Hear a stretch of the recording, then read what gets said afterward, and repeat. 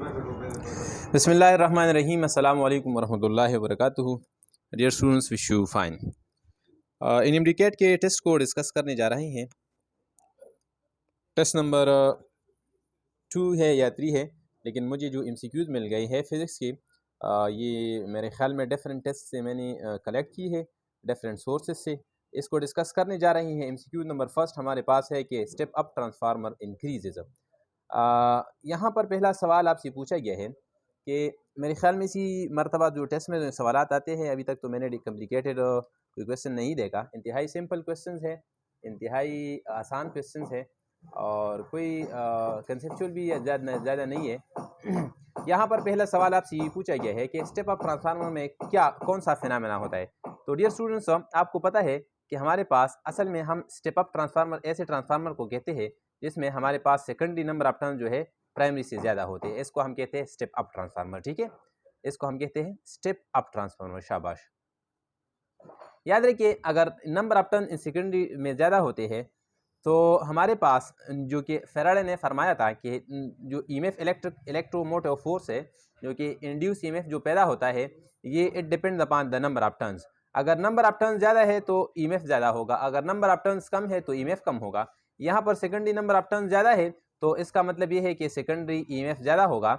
मतलब ये है कि और जो प्राइमरी ईएमएफ है ये कम होगा, क्योंकि number of turn primary number of turn जो है ये कम है। इसलिए मैं लिख सकता हूँ कि number of turn in the primary voltage will be smaller and the output voltage the secondary voltage will be larger. So secondary voltage अगर ज़्यादा है तो हम इस तरह कह सकते हैं कि the output voltage will be larger. So step up transformer means in which the output voltage is larger. This is known as step up transformer. So it increases the voltage, output voltage को increase करता है। और इसके साथ साथ में और भी कंसेप्ट आपको एक और भी बात आपको बताता चलूँ। ये बात ये है कि असल में आपको पता है कि हमारे पास जो कि पावर होता है, इनपुट पावर हमेशा के लिए आउटपुट के बराबर होता है। याद रखिए, अगर इनपुट आउटपुट के बराबर है, क्योंकि पावर न तो इंक्रीज कर सकता है ट्रांसफार्मर, न डिक्रीज कर सकता है, सिर्फ वोल्टेज और करंट को इंक्रीज डिक्रीज कर सकता है। आउटपुट ट्रांसफार्मर ऐसा स्टेप अप ट्रांसफार्मर में हमारे पास आउटपुट वोल्टेज ज़्यादा होता है और करंट कम होता है। स्टेप डाउन ट्रांसफार्मर में आउटपुट वोल्टेज कम होता है और करंट जो है ये ज़्यादा होता है। इसी वजह से हम कहते हैं कि हमारे पास आई पी दिक्कड़ वी आई के बराबर है। इसी तरह पी आउट हमारे पास बराबर होगा आई एस और वी एस। मतलब ये है कि अगर मैं इसका रेशो फाइंड करूँ तो आपके पास आएगा V P divide by V S is equal to I S divide by I P. इधर देखिए, वोल्टेज और करंट का आपस में इनवर्स रिलेशनशिप है। अगर इसी को हम और डिस्कस करें, मतलब इस पर और एमसीक्यूज भी आ सकते हैं, क्योंकि बहुत सारे टेस्ट है, तो टेस्ट में एक ही एमसीक्यूज से एक ही टॉपिक से डिफरेंट एंगल से एमसीक्यूज आ सकते हैं। हाँ, अगर वोल्टेज ज़्यादा हो गया, आउटपुट वोल्टेज ज़्यादा हो गया, अगर आउटपुट वोल्टेज ज़्यादा हो गया तो इस पर आउटपुट करंट कम होगा। हाँ, क्योंकि हमें पता है कि VP primary voltage is inversely proportional to the primary current. अगर प्राइमरी वोल्टेज ज़्यादा है तो प्राइमरी करंट कम होगा। इसी तरह अगर आउटपुट वोल्टेज ज़्यादा हो गया, सेकेंडरी वोल्टेज ज़्यादा हो गया, तो इसका सेकेंडरी करंट कम होगा। हाँ, हम और अल्फाज में हम इस तरह कह सकते हैं कि step up transformer increase the voltage but decrease the current. Current को डिक्रीज करता है। आई एस जो है, सेकेंडरी करंट जो है ये कम होता है। और एमसीक्यूज नंबर नेक्स्ट की तरफ चलते हैं। एमसीक्यूज नंबर नेक्स्ट हमारे पास है 2 नंबर के वेरिएबल वेलोसिटी मीन्स। आपके ख्याल में वेरिएबल वेलोसिटी का क्या मतलब है? वेरिएबल वेलोसिटी का मतलब ये है कि ये इंक्रीज भी हो सकता है, डिक्रीज भी हो सकता है टाइम के साथ साथ। फॉर एग्जांपल, मेरे पास वेलोसिटी है किसी बॉडी की 2 मीटर पर सेकंड है, 2 मीटर पर सेकंड से ये हो गया 4 मीटर पर सेकंड, 4 से हो गया 9 मीटर पर सेकंड, इसको हम कहते हैं वेरिएबल। इसी तरह मैं इस तरह भी लिख सकता हूँ, किसी बॉडी की वेलोसिटी है 9 मीटर पर सेकंड, 9 से 4 मीटर पर सेकंड हो गया और 4 से ये 2 मीटर पर सेकंड हो गया। तो ऐसे वेलोसिटी, वेरिएबल वेलोसिटी, इसको भी कह सकते हैं, इसको भी कह सकते हैं। तो इन दोनों कंडीशन में हम कह सकते हैं कि वेरिएबल वेलोसिटी का मतलब इंक्रीजिंग वेलोसिटी भी है और डिक्रीजिंग वेलोसिटी। मतलब option number D, both A and B, increase with time and decrease with time, both are the correct option. ठीक है, आगे जाते हैं एमसीक्यू नंबर 3 की तरफ कि कूलम्स लॉ ओबेज। आपके ख्याल में कूलम्स लॉ कौन से लॉ को ओबे करता है?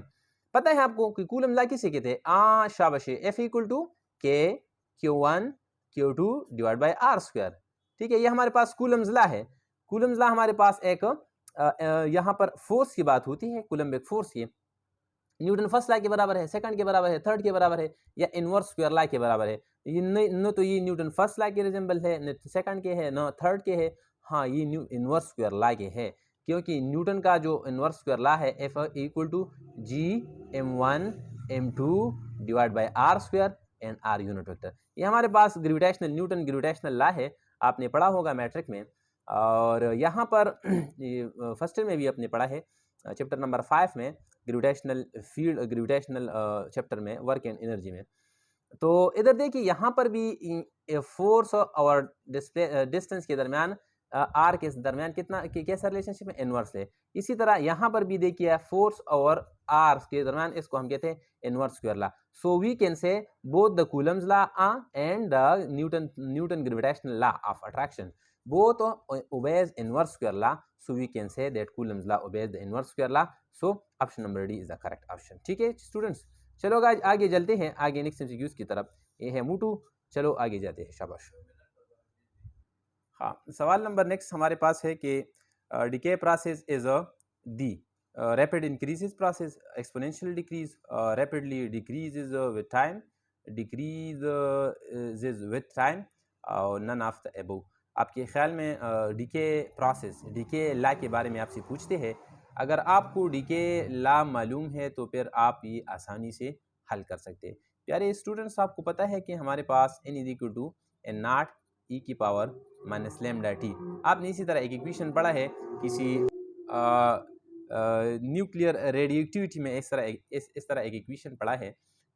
इसको हम कहते हैं डीके प्रोसेस। इसमें जो पेरेंट न्यूक्लियाई होते हैं वो डीके होते हैं और इससे डॉटर न्यूक्लियाई बनते हैं, तो इसको हम कहते हैं डीके लॉ। ठीक है, तो इधर देखिए, यहाँ पर हम कहते हैं कि ये हमारे पास ई जो है, इसको हम कहते हैं एक्सपोनेंशियल, इसको हम कहते हैं एक्सपोनेंशियल, और ये हमारे यूलर नंबर कहते हैं। ये आपके पास है 2.718 इसकी मैथमेटिकल वैल्यू है।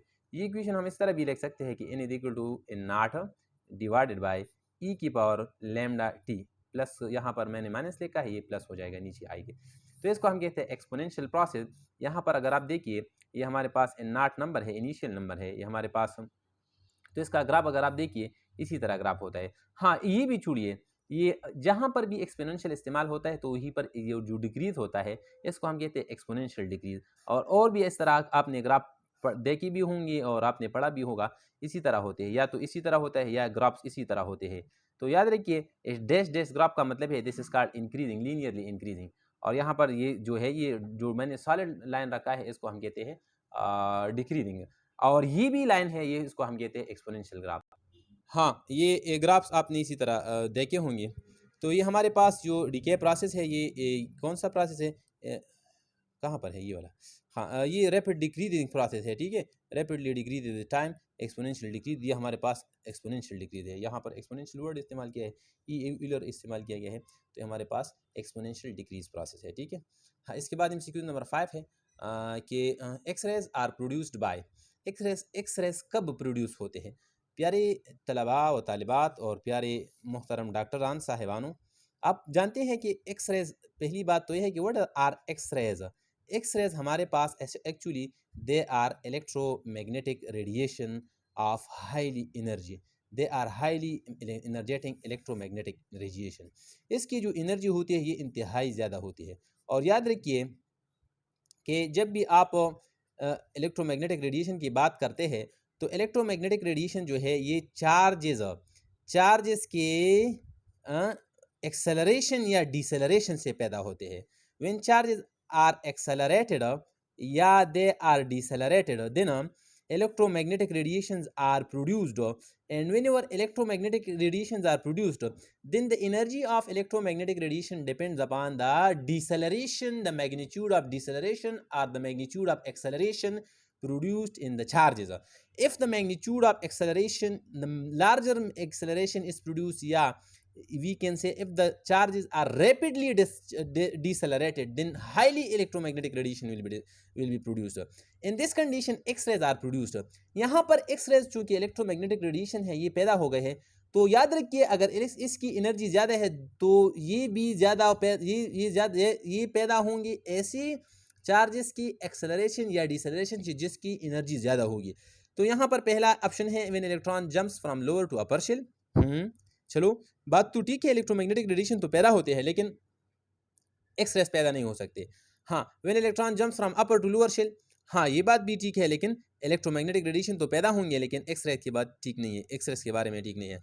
हाँ, electron revolves in the orbit,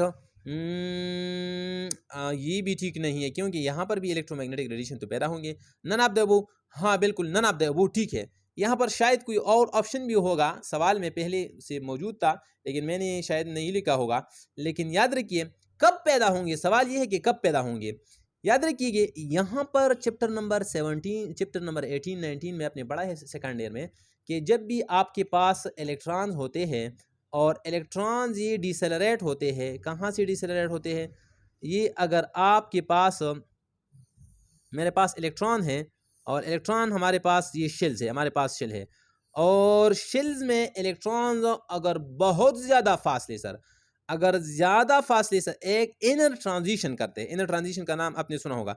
अगर मैंने यहाँ से इलेक्ट्रॉन को किक आउट कर दिया और यहाँ तक लाया और यहाँ पर ये मोशन करता है तो यहाँ पर ये इलेक्ट्रॉन, ये एक स्पेस पैदा हो गया, empty space of the electron पैदा हो गया।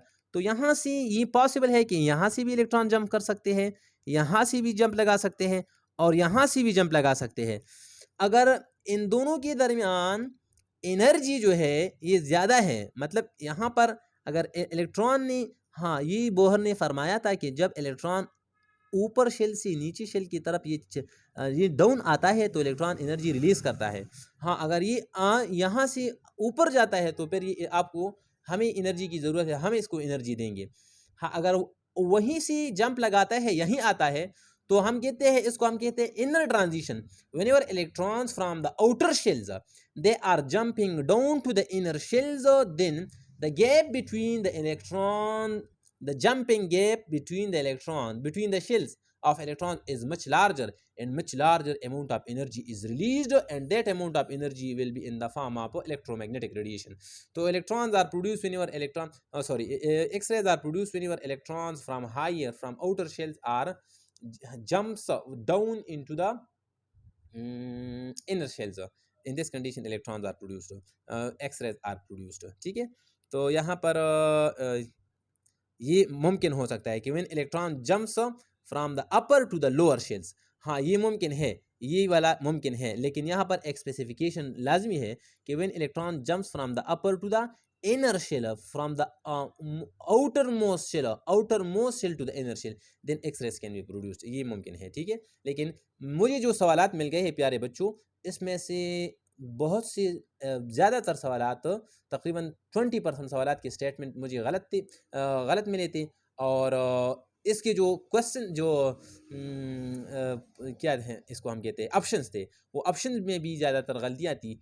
तो मैं कोशिश करता हूँ कि इस ऑप्शन को और स्टेटमेंट को क्लियरली आपके साथ डिस्कस कर लूँ ताकि आपका कन्फ्यूजन ख़त्म हो जाए। फिर भी अगर आपका कोई क्वेश्चन हो तो आप मुझसे पूछ सकते हैं, क्योंकि ये असल में स्टूडेंट्स ने बताए हैं और स्टूडेंट्स ने वो क्वेश्चन देखे हैं और फिर हमें बताए हैं तो हमने लिखे हैं। तो हम फिर भी कोशिश करते हैं कि इससे की गलतियाँ जो है वो ख़त्म करते हैं, लेकिन जब तक स्टेटमेंट क्लियर ना हो तो इसकी जवाब भी आप क्लियरली नहीं दे सकते।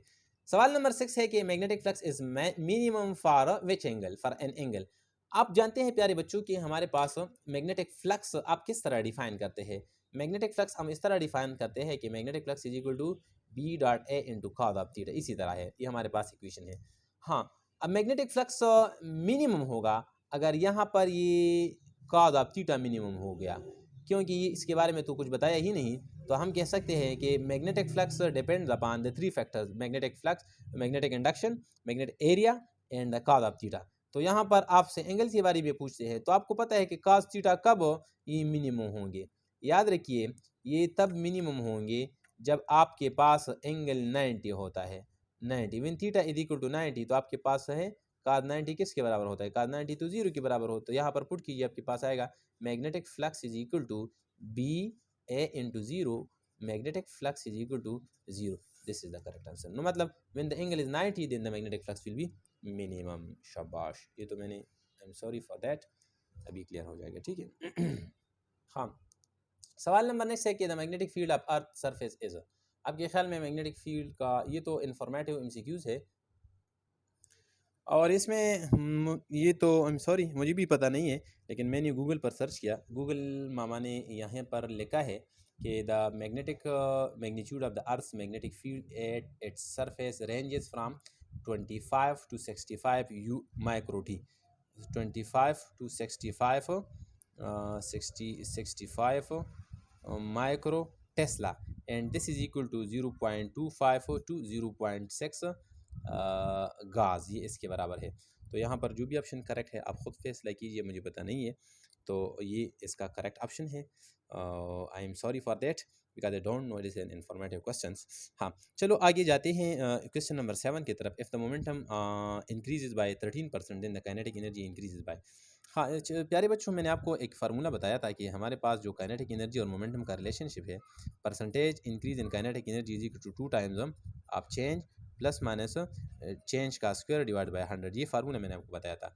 और अगर मोमेंटम में चेंज आ गया है 13%, तो आप यहाँ पर पुट करिए 2 इंटू 13% प्लस माइनस इंक्रीज. जब इंक्रीज का वर्ड इस्तेमाल किया गया है तो आप प्लस इस्तेमाल करेंगे. अगर आप यहाँ पर डिक्रीज हो गया है मोमेंटम तो आप फिर आप नेगेटिव माइनस इस्तेमाल करेंगे. हाँ, प्लस डेल्टा स्क्वायर, डेल्टा की जगह मैं लिखूँगा 13 स्क्वायर डिवाइडेड बाय 100. ठीक है, आपके पास आएगा 2 13 आर 26% और प्लस 13 का अगर आप स्क्वायर ले लें तो आपके पास आएगा ये 169 डिवाइड बाई 100. तो आपके पास आएगा 26% प्लस 1.6%, 1.69%.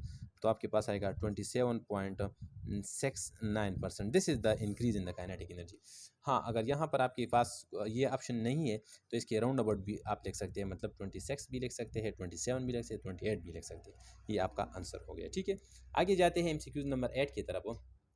एमसीक्यूज नंबर 8 है कि which of the which law of momentum motion define, which law of motion defines, which law of motion defines force. इसमें कौन सा ला कानून जो है फोर्स को डिफाइन करता है? First law of motion, second law of motion, third law of motion. हाँ, एक फ्रेंड ने मुझे बताया, कल परसों बात हो रही थी कि सर ये सवाल देखिए कितना आसान सवाल है. तो मुझे तो आसान नहीं लगता ये तो, मुझे तो लगता है ये मुश्किल है स्टूडेंट्स के लिए, क्योंकि ये कंसेप्चुअल क्वेश्चन है. आपके ख्याल में इसमें कौन सा ऑप्शन करेक्ट होगा? ज़्यादातर स्टूडेंट्स कहेंगे कि सर सेकंड लॉ होगा, इसके बाद स्टूडेंट कहेंगे कि थर्ड लॉ होगा, लेकिन मोस्ट स्टूडेंट्स कहेंगे कि ये सेकंड लॉ है, लेकिन सेकंड लॉ नहीं है, ये फर्स्ट लॉ है. और शायद टीचर्स भी, मुख्तलिफ टीचर्स भी कहते हैं कि ये सेकंड लॉ है, लेकिन मेरा ऑप्शन, मेरा ख़ुद अपना पॉइंट ऑफ व्यू यही है और मैं इसको, मेरे साथ जस्टिफिकेशन भी है. आप सुनिए, अगर आप किसी से पूछना चाहते हैं तो पूछ भी सकते हैं. दूसरी बात यह है कि मैंने सीनियर से पूछा है कि इसमें कौन सा करेक्ट है, तो बिल्कुल उन्होंने भी यही मुझे बताया कि फर्स्ट लॉ है. क्योंकि आपने न्यूटन ने फरमाया था कि जब हमारे पास किसी बॉडी पर जब तक फोर्स नहीं लगा हो तो वहीं पर ये बॉडी जो है ये रेस्ट में होगा. ठीक है, अगर किसी बॉडी पर फोर्स लग गया, अगर किसी बॉडी पर फोर्स लग गया तो इसमें मोशन पैदा हो जाएगा. मतलब ये है कि यहाँ पर आपको ये बताया गया है वाले क्लास फार्म चाहिए. हाँ, इसके बाद है हमारे पास, ये तो मैंने डिस्कस किया क्वेश्चन नंबर 8 को. और डियर डॉक्टर साहिबान, हमारे पास सवाल नंबर 9 है कि which of the following having no charge. इसमें कौन से,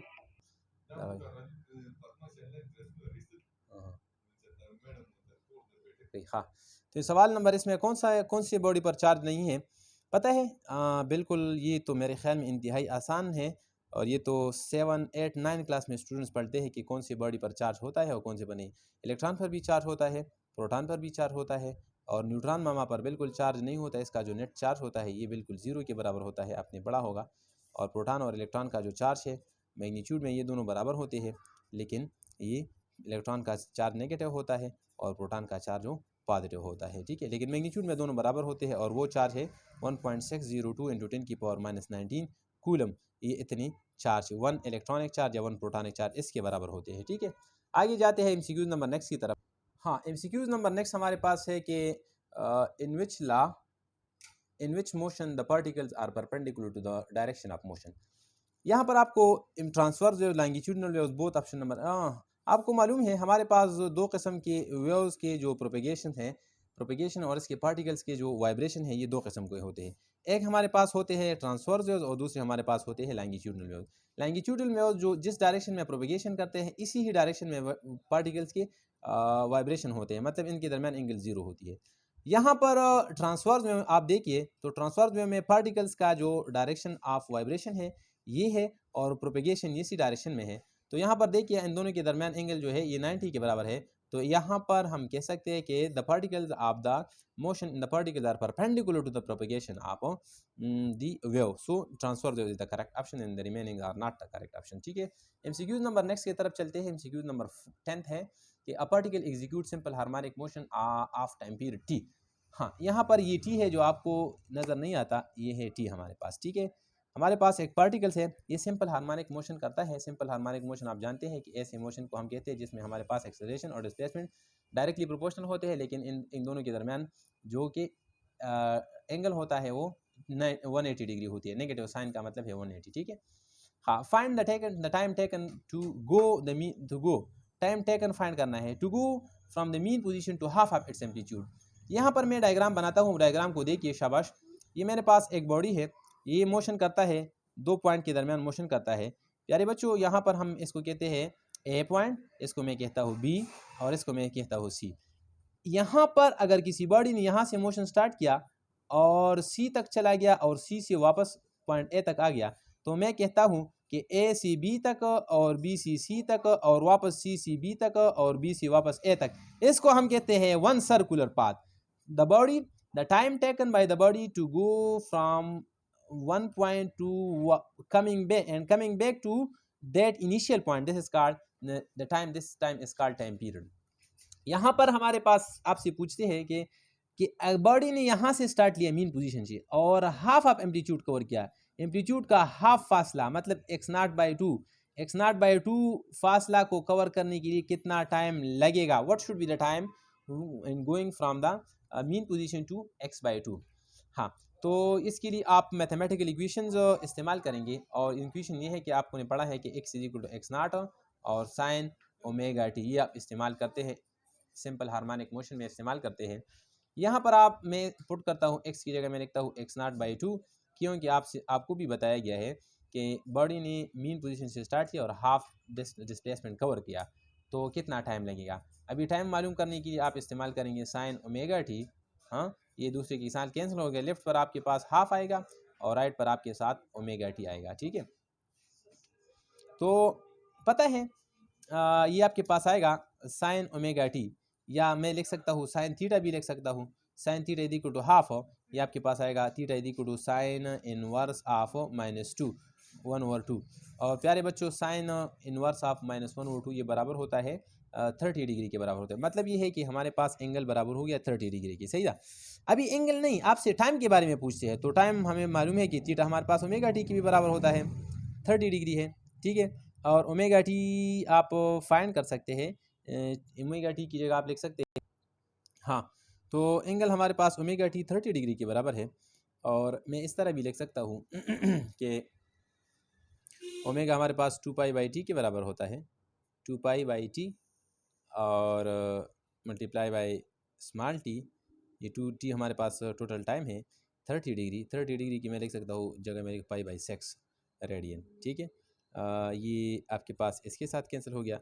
लेफ्ट साइड पर आपके पास है 2/T multiply by small t is equal to π/1/6। और 1/6 को मैं इस तरह भी लिख सकता हूँ, ये कि स्मॉल t है, ये t भी उधर आएगा, इसके साथ मल्टीप्लाई 6 के साथ मल्टीप्लाई होगा, तो आपके पास आएगा t is equal small t is equal capital T divide by 12। मतलब t/12 के टाइम में ये कितना फासला तय करेगा, हाफ ऑफ द एम्पलीट्यूड फासला तय करेगा। ठीक है स्टूडेंट्स, हाँ। MCQ नंबर नेक्स्ट है, what is the relation between mass and energy. आपको मालूम है कि मास और एनर्जी का जो रिलेशन है ये तो इक्वल टू mc²। इंतहाई सिंपल MCQs है, ये सारे जो है ये गलत है। क्यों गलत है? हाँ, कैसे आप साबित करेंगे कि एक इक्वेशन गलत है? अगर किसी ने आपसे सवाल पूछा कि साबित करें कि ये गलत है, और आप कहना चाहते हैं कि आप कहते हैं कि ये ठीक है, तो आप कैसे साबित करेंगे कि इट इज़ ठीक या इट इज़ गलत? Yes you can you proof it? Yes you can, because if an equation is a ticker is right, you can say that the dimension of left hand side might be equal to the dimension of right hand side will be equal to left hand side. ठीक है, dimension left hand side right hand side के बराबर अगर है तो dimension, अगर एक equation dimensionally correct है तो ये इक्वेशन ज़रूरी बात है कि करेक्ट होगा, लेकिन अगर एक इक्वेशन करेक्ट है तो ज़रूरी बात नहीं है कि ये डायमेंशनली करेक्ट होगा। ठीक है, ये अलग एमसीक्यूज़ है। अगर आपको मेरी बात समझ आई है तो ठीक, अगर नहीं है तो मुझसे सवाल पूछे कि मैंने क्या बोला। ठीक है प्यारे बच्चों। हाँ, a stretched string of length 2 metre vibrates in 4 segment. मेरे पास एक स्ट्रिंग है और इसकी लेंथ जो है ये 2 मीटर है। ठीक है, ये 4 कितने वाइब्रेट्स इन 4 सेगमेंट, 4 सेगमेंट में ये वाइब्रेट होता है, तो मैं इसको 4 सेगमेंट में डिवाइड करता हूँ। शाबाश, ये मेरे पास 4 सेगमेंट है। ये शाबाशी, ये आपके पास हो गया 1 सेगमेंट, ये हो गया दूसरा सेगमेंट, ये हो गया तीसरा सेगमेंट, ये हो गया चौथा सेगमेंट। 4 सेगमेंट है। ठीक है, 4 सेगमेंट में ये वाइब्रेट होती है। और the distance between two consecutive nodes is, मतलब ये है हमारे पास ये स्टेशनरी वेव्स है, तो मैं स्टेशनरी वेव्स बनाता हूँ। इधर देखिए, ये हो गया दूसरा, ये हो गया तीसरा, ये हो गया चौथा, तीसरा और ये हो गया चौथा। ठीक है, मेरे पास है ये स्ट्रेच स्ट्रिंग है 2 मीटर। हाँ, नोड इसको हम कहते हैं प्यारे बच्चों, इसको हम कहते हैं नोड। इसी मिड पॉइंट और इसी जो सबसे मैक्सिमम फासले पर होते हैं इसको हम कहते हैं एंटी नोड। ठीक है, यहाँ पर आपसे पूछते हैं कि यहाँ के दो कंसेक्यूटिव नोड्स के दरमियान फासला क्या होगा। शाबाश, मैंने जहाँ पर नोड्स है इसको मैंने लिखा है एन, एन मैंने लिखा है। शाबाश प्यारे बच्चों, आपको पता है कि इन ये मेरे पास है शाबाश, ये हो गया।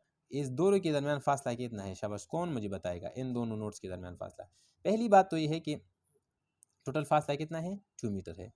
यहाँ से यहाँ तक कितना हो गया? एक वेव ये और एक वेव ये वाला।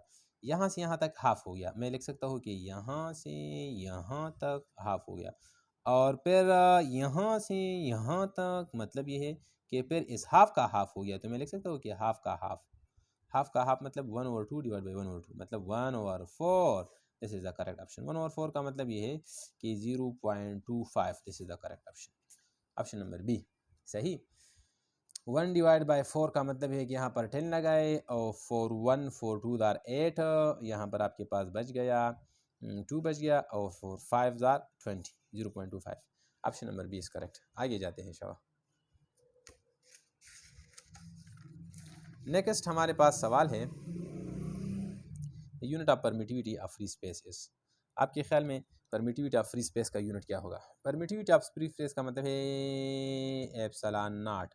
मतलब ये है कि epsilon not is called permittivity, permittivity of vacuum या ऑफ फ्री स्पेस भी कह सकते हैं। ठीक है, वैक्यूम को ऑफ फ्री स्पेस भी कह सकते हैं। ठीक है बच्चों, शाबाश। और आपको मालूम है कि परमिटिविटी हमारे पास का जो के का जो वैल्यू है, ये के हमारे पास है 1/4 पाई एप्सिलॉन नॉट। ठीक है, इसकी वैल्यू है 9 × 10⁹ एसआई सिस्टम में न्यूटन मीटर स्क्वायर पर कूलम स्क्वायर। इसे हमारे पास ही इस वैल्यू है।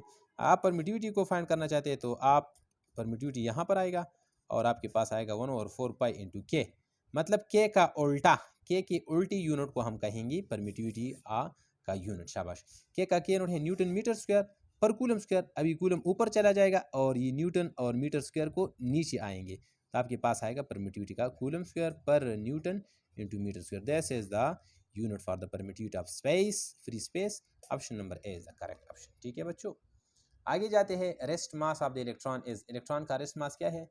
हाँ, ये तो मेरे ख्याल में बच्चों वाला सवाल है। चार्ज ऑफ इलेक्ट्रॉन और मास ऑफ इलेक्ट्रॉन, इंतहाई सिंपल सवाल आ गए हैं, तो याद रखिए। इसमें कंपटीशन भी बहुत ज़्यादा होगा क्योंकि क्वेश्चन सिंपल है। Rest mass of the electron is, electron का रेस्ट मास है 9.11 × 10⁻³ किलोग्राम। हाँ, अगर ये किलोग्राम को हम कन्वर्ट करें ग्राम में तो फिर क्या आएगा? शाबाश, 1 किलोग्राम में हमारे पास होते हैं 1 किलोग्राम इक्वल टू 1000 ग्राम। ठीक है, तो आप यहाँ पर भी ये भी लिख सकते हैं कि 9.11 × 10⁻, यहाँ पर 10⁻³ आप लिखेंगे तो ये आपके पास आएगा 10⁻³ से आपके पास आएगा 10 की पावर माइनस 31, तो फिर क्या आएगा 28 ग्राम, 28, 29, 30, 31 किलोग्राम। सही, आपके पास ये आएगा। सही ठीक है ना? हाँ बिल्कुल सही। ओके, चलो आगे जाते हैं। Unit of the charge in CGS system. आपके ख्याल में unit of charge CGS system में क्या होगा? CGS rest mass of electron is, हाँ ये तो हो गया, सॉरी मुझे।